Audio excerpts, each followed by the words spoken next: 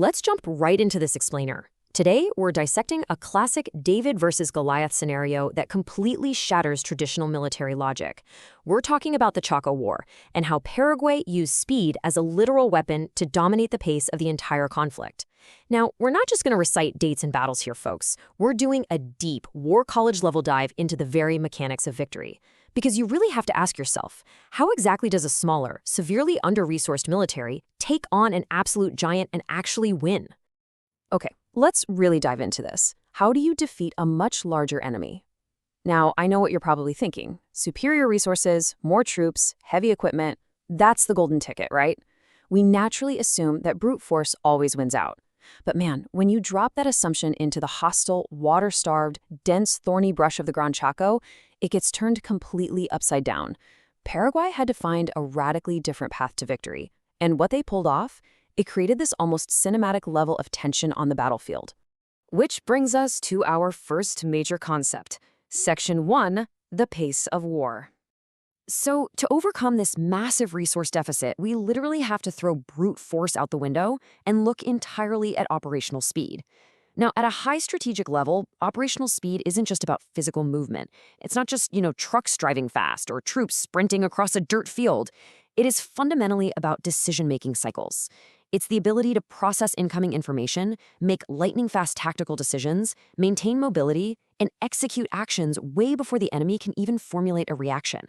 It's the absolute night-and-day difference between an army that dictates the battle by acting first and one that is constantly on its heels, just reacting to what already happened. This sets up the ultimate strategic clash. Section 2, force versus speed. Now, what's so fascinating about this dynamic is the stark clash of doctrines on display right here on this slide. Bolivia relied heavily on traditional brute force. They brought massive numbers and heavy armor into the theater. But here's the catch. In the incredibly dense, arid brush of the Chaco, heavy equipment just bogged down. The brutal terrain and severe lack of water meant those sprawling supply lines and heavy machines actually became fatal liabilities. They were literally stuck in the mud. Paraguay deeply understood this. They used operational speed as their primary, decisive weapon. By leaning into agility, rapid initiative, and just brilliant terrain adaptation, they sliced right through the Bolivian lines. They totally neutralized those massive resource disadvantages. So, how did they actually pull this off on the ground? Let's look at Section 3, encirclement maneuvers. And this brilliantly illustrates how Paraguay translated the theory of operational speed into the dirt, heat, and brush of the battlefield. They totally rebuilt their operational framework around 3 core mechanics. First up, decentralized decision-making. They empowered local commanders to make literal life-or-death calls on the fly.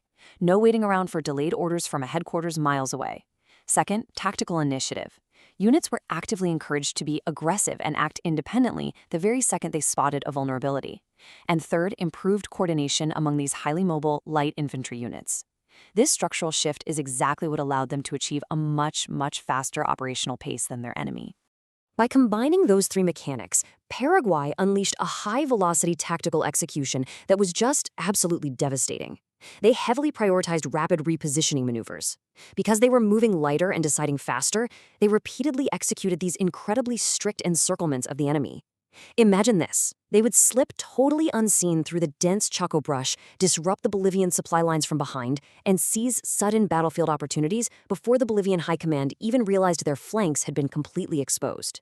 They transformed chaotic, immediate combat situations into massive strategic advantages, simply through constant, calculated movement. But what was happening on the other side? Let's turn to Section 4, Bolivian paralysis. To really appreciate Paraguay's brilliance here, we have to map out the real-time decision-making loops of both armies side by side. On the left, you have Paraguayan action, making rapid decisions and seizing immediate opportunities. And on the right, Bolivian reaction.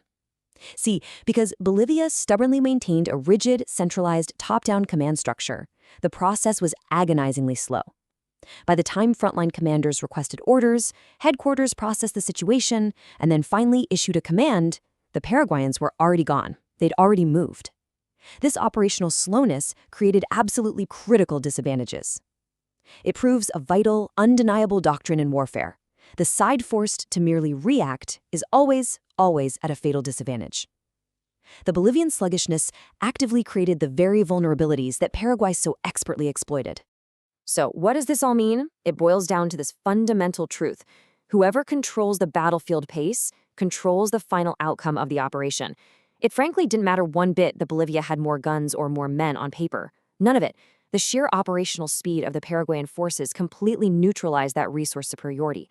By acting first and acting fast, Paraguay dictated when, where, and exactly how the fighting happened. Let's step back and look at the big picture. In Section 5, the strategic legacy. Ultimately, what we see here is that operational speed fundamentally changes the very nature of war. Tactical mobility and rapid decision-making proved vastly more decisive than sheer firepower or troop counts. And the impact of this? It was massive. This resounding victory through speed so deeply impacted the region that it completely transformed subsequent Paraguayan military doctrine for decades to come. The lessons learned out there and the unforgiving, thorny brush of the Chaco officially embedded agility, terrain adaptation, and rapid execution as the ultimate weapon in their strategic DNA. We want to leave you with a final, profound thought to really chew on. History records that Paraguay was not just smarter, they were faster. And in war, that changes absolutely everything. I want you to think about that the next time you face a challenge where you feel outgunned, under-resourced, or just totally overwhelmed. You might not have the most resources, but can you change the pace? Can you act while the other side is still reacting? Thanks for joining us for this strategic explainer today. And remember, always keep questioning conventional wisdom.